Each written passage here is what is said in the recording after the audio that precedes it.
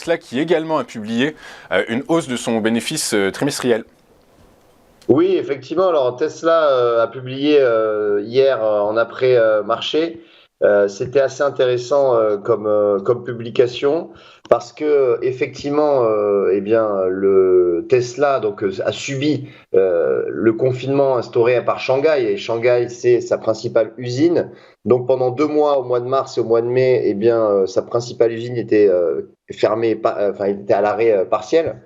Donc du coup, la production de véhicules a décliné, mais tout de même, eh bien, le chiffre d'affaires, enfin pardon, le profit, hein, donc le bénéfice net est ressorti à 2,3 milliards de dollars, c'est supérieur aux 1,9 milliard anticipé, pardon.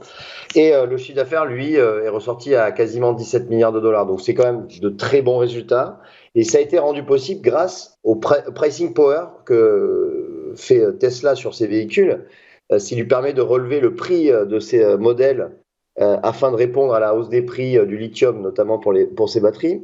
Il y a la demande est tellement forte pour les Tesla qu'en fait, Elon Musk peut se permettre de justement relever le prix de l'ensemble de sa gamme, ce que bien sûr ne peuvent pas faire tous les constructeurs automobiles.